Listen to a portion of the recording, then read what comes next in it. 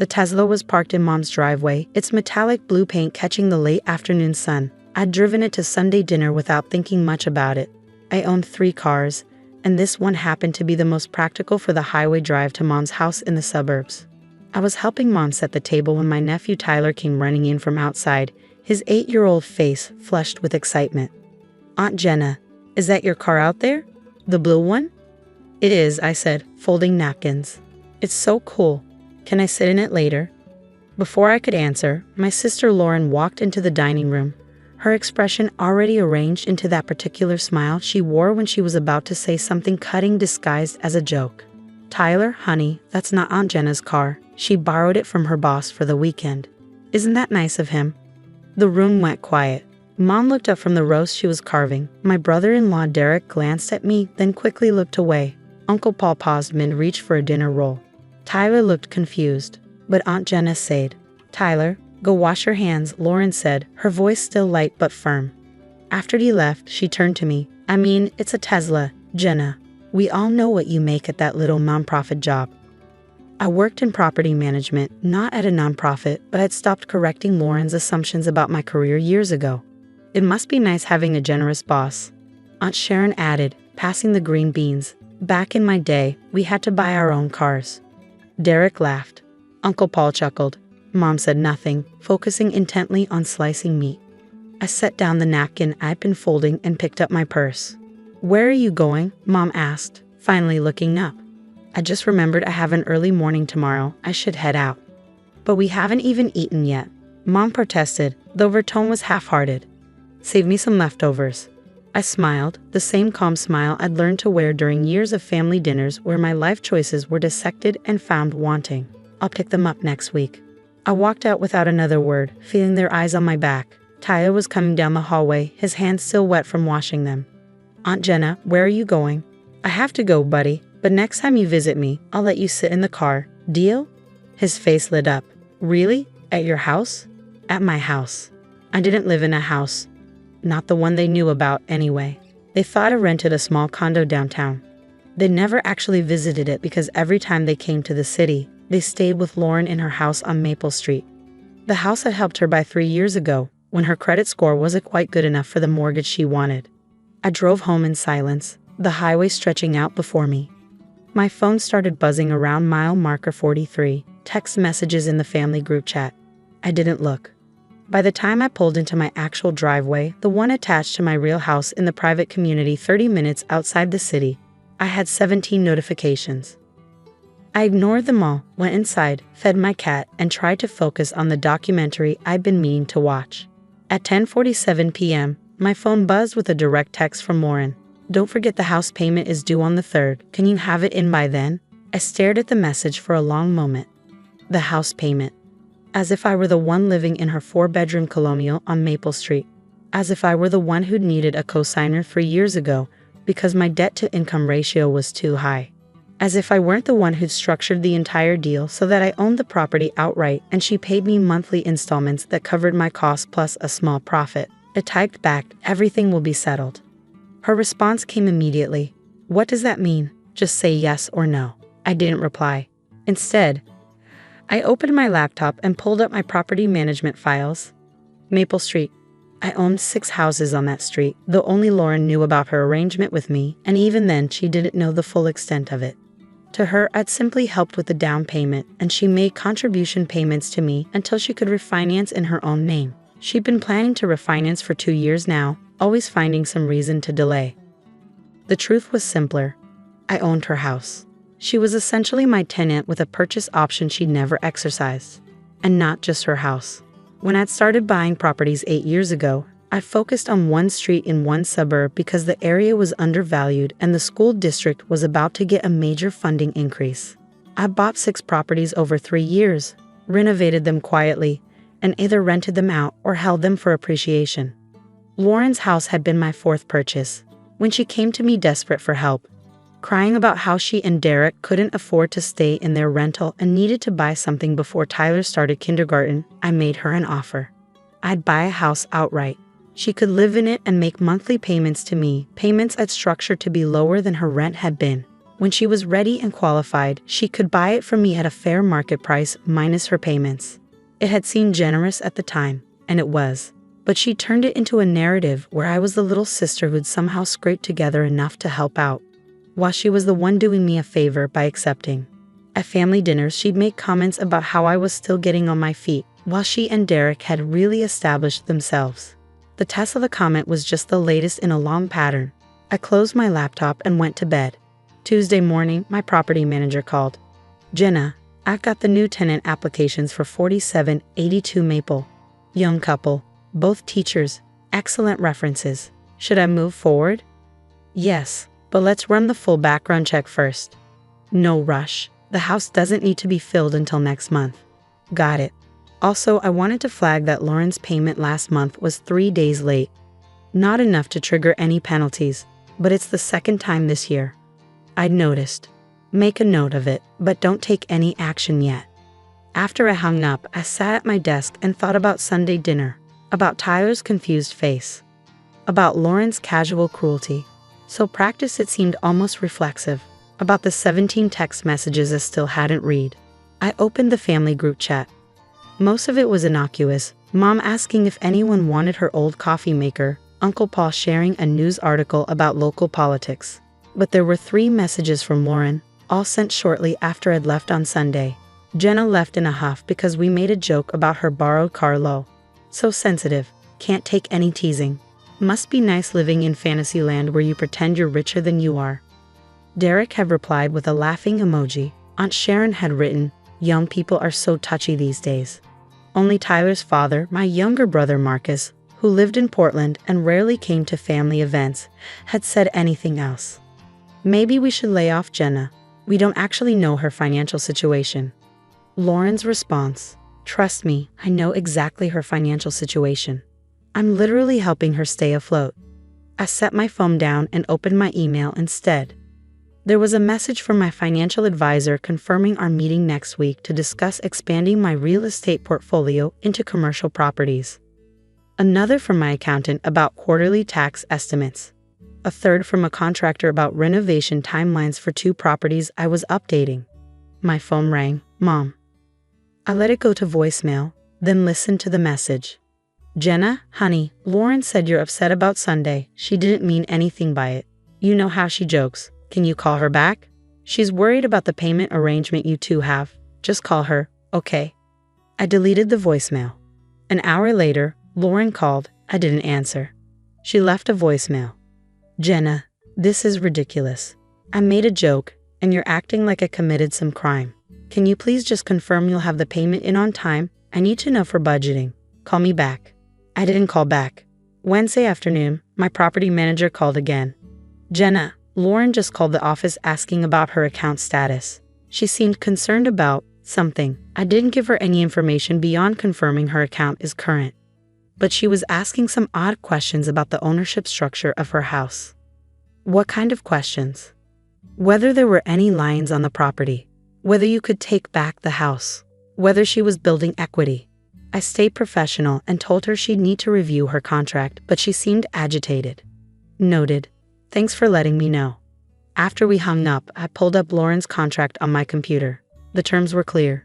She was making payments toward an eventual purchase, but the property remained in my name until she either completed the full purchase or refinanced with a traditional lender. She'd signed it 3 years ago, reviewed by both our lawyers. The contract also included a standard clause. If payments were more than 30 days late, I could begin eviction proceedings as I would with any tenant. Thursday morning, the family group chat erupted again. "Marcus, can someone explain what's going on with Jenna and Lauren? Mom's calling me worried." "Mom, Jenna won't return anyone's calls. Lauren needs to talk to her about their house arrangement." "Lauren, their house arrangement? It's my house. Jenna just helped with the down payment." "Uncle Paul, family shouldn't let money come between them." "Aunt Sharon, Jenna's always been stubborn." I muted the chat and opened a new document on my computer. Started typing. Friday evening, I drove to Maple Street. Not to Lauren's house. I had no interest in a confrontation. I drove slowly down the entire street, looking at my properties. 4782 Maple, a young family, 2 kids, always kept the yard immaculate. 4791 Maple. Retired couple. Quiet, paid 3 months ahead consistently. 4805 Maple. Lauren's house. The lawn needed mowing. There were toys scattered across the front yard. 4818 Maple. New tenants moving in next month. 4823 Maple. Another family just renewed their lease for 2 more years. 4834 Maple. Currently being renovated, would be back on the market in 6 weeks. My street. Every single property. I never told anyone in my family beyond Lauren about the real estate investments. When I'd started, they were still convinced I was wasting my potential by not finishing my MBA. When I bought my first property, a foreclosure I renovated and flipped, they called it lucky. When I bought my second and third, they stopped asking questions. By the time I'd assembled my Maple Street portfolio, they decided I must be scraping by in some undefined way they didn't want to examine too closely. It was easier to believe I was barely surviving than to confront the reality that the family disappointment had quietly built something substantial. Saturday morning, Lauren showed up at my condo downtown, the one I kept as an office and occasionally slept in when I worked late in the city. She knocked hard enough that I heard it from my desk, where I was reviewing contractor bids. I opened the door. "We need to talk," she said, pushing past me into the small living room. "Hello, Lauren." "Don't hello Lauren me. What the hell is going on? You won't answer my calls, you're being weird about the payment, and now I find out you own my house." "Like actually own it?" "You signed a contract 3 years ago. You knew the terms." "I thought it was temporary. I thought I was building toward owning it." "You are, when you exercise your purchase option. I can't afford to buy it outright. The market price now is $60,000 more than when we started." "That's how real estate works, Lauren. Properties appreciate. You've had 3 years to refinance. You never told me I had a deadline." "There is no deadline. You can buy it whenever you're ready, or you can keep making payments indefinitely. The contract is flexible." She stared at me, her face flushed. "Is this because of what I said on Sunday, about the car?" "This has nothing to do with Sunday." "Then why are you being like this?" I looked at her, really looked at her. My older sister, who'd spent our entire childhood being the successful one, the accomplished one, the one Mom bragged about to her friends, who'd struggled to accept that her younger sister had chosen an unconventional path, who'd needed help but couldn't stand acknowledging it. "I'm not being like anything," I said quietly. "You asked about the payment. I said everything would be settled, and it will be. Your November payment is due in 5 days. Either it's on time, or we follow the contract terms for late payment." "You wouldn't actually evict you if you're 30 days late." "Yes, that's what the contract says. You're my sister. I'm your landlord, Lauren. I've been your landlord for 3 years. You just prefer to think of me as your charity case little sister who somehow scraped together enough to throw you a bone." She stepped back like I'd slapped her. "That's not. I never. You told everyone at Sunday dinner that I borrowed my car from my boss. You've spent years making jokes about my little nonprofit job, my tiny condo, and how I'm still figuring things out. You told the family group chat you know exactly my financial situation because you're keeping me afloat." Her mouth opened, then closed. "You live in my house," I continued, my voice level. "You drive past 5 other houses I own every time you come home. You've never once asked me a single serious question about my career or my life because you decided years ago that I was failing and you were succeeding, and that narrative was more comfortable than reality. Jenna, your payment is due Thursday. Have it in on time." I walked to the door and held it open. She left without another word. Thursday came and went. No payment. Friday morning, my property manager called. "No payment from Lauren. Should I send the first notice?" "Send it. This is really happening. This is really happening." The notice went out Friday afternoon. Payment overdue. Grace period of 15 days before penalty fees apply. 30 days before eviction proceedings begin. My phone exploded with calls and texts. I ignored them all. Saturday evening, there was a knock on my real front door, not the condo, but my actual house in the private community. I'd never given my family this address. I opened the door to find Marcus standing there, his expression carefully neutral. "How did you find this place?" "I hired a private investigator. Cost me $400. He looked past me into the foyer. "Nice house. Really nice house." I stepped aside to let him in. He walked slowly through the main floor, taking in the vaulted ceilings, the professional kitchen, the wall of windows overlooking the private lake. "How long have you lived here?" 5 years. And you let them think you lived in that condo. I work in that condo. I sleep here. He turned to face me. Lauren is losing her mind. Mom is crying every day. They sent me to beg you not to evict her. And I'm not going to beg. Because honestly, Jenna, they've had this coming for years. He sat down on my couch without asking. I moved to Portland specifically to get away from the family dynamics, from Mom's favoritism, from Lauren's need to be superior, from all of it. I know. Do you also know that Lauren's been telling people she's basically supporting you? That she helps her little sister out financially? I suspected. She told her book club that you're struggling and she's been loaning you money. Mom believes it. Half the family believes it. I sat down across from him. Marcus, I own 6 properties on Maple Street. I own this house outright. I have 7 figures in investments. I don't say this to brag. I say it so you understand that nothing Lauren tells people about me is based in reality. He nodded slowly. Are you really going to evict her? If she doesn't pay, yes. It's going to destroy the family. The family's been perfectly comfortable destroying me for years. They just did it quietly, at Sunday dinners, in group chats, in comments to their friends. I'm just being honest about my boundaries. We sat in silence for a moment. For what it's worth, Marcus said finally, I'm proud of you, what you've built, how you've handled all this. Thanks. But I'm also worried about Tyler. He's a good kid. He doesn't deserve to be caught in the middle of this. That got to me more than anything else had. Tyler, asking about the car with genuine excitement. Tyler, who'd never been anything but sweet to me. I'm not trying to hurt Tyler, I said quietly. I know, but Lauren's panicking, and when she panics, she doesn't make good decisions. Just think about it. That's all I'm asking. After he left, I sat alone in my living room and thought about Tyler, about Sunday dinners and family group chats and borrowed cars and assumptions, about Lauren's house and the payment that was now 8 days late. My phone buzzed. A text from Lauren. Please, I'll have the payment Monday. I'm sorry about everything. Please don't do this to my family. I looked at the message for a long time. Then I typed, payment due by end of business Monday.